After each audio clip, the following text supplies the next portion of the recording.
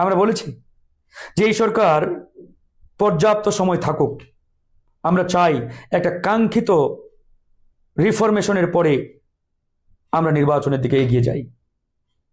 আমরা নিশ্চিত এই সরকার যদি 5 বছরও থাকতে চাইতেন বা চাইতো বা চাই, এদেশের জনগণ রাজনৈতিক দলগুলো অধিকাংশ বাধা দিবে না, বরং সরকারের সহযোগী হয়ে কাছে থাকবে, পাশে থাকবে।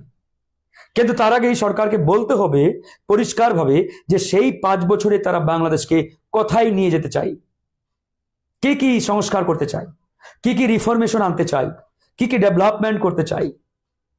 আমরা নিশ্চিত আমাদের মাননীয় প্রধান উপদেষ্টা ইউনূস স্যার যদি বলতেন যে আগামী 5 বছর পরে বাংলাদেশকে আমরা সিঙ্গাপুর কিংবা মালয়েশিয়ার কাছাকাছি নিয়ে যেতে চাই বা এইভাবে নিয়ে যাব ইনশাআল্লাহ, আমার দৃঢ় বিশ্বাস এদেশের জনগণকে বাহবা দিত, স্যালুট দিত, ওনার পাশে থাকতো, আমরা সবাই থাকতাম। আমরা তো এটাই চাই, কারণ আমরা নির্বাচন অনেক দেখেছি, অনেক হয়েছে, কিন্তু দেশের কাঙ্ক্ষিত কোনো উন্নয়ন হয় নাই।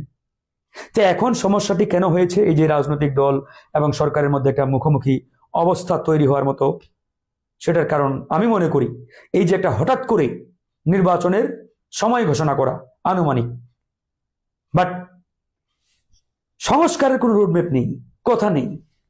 এটা অ্যাকচুয়ালি জনগণকে এক প্রকারের ধোঁয়াশার মধ্যে ফেলে দিয়েছে। আর এই জায়গাটাতেই মূলত আমাদের করা একটা আপত্তি, করা একটা সমস্যা আমরা দেখছি বলে মনে করি।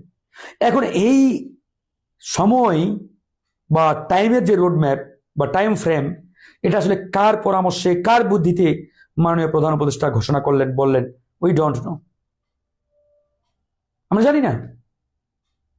সেই জায়গা থেকে আমরা বলি যে আসলে সংস্কার প্রয়োজন, কাঙ্ক্ষিত সংস্কার না হয়ে একটা নির্বাচন দিলে আসলে কোনো লাভ হবে না। তো সেই কাঙ্ক্ষিত নির্বাচন এই সরকার কিভাবে দেবে, কি কি সংস্কারের পরে দেবে, সেইগুলোর বিস্তারিত কোনো কিছুই নেই। এগুলো আমরা আসলে দেখতে চাই।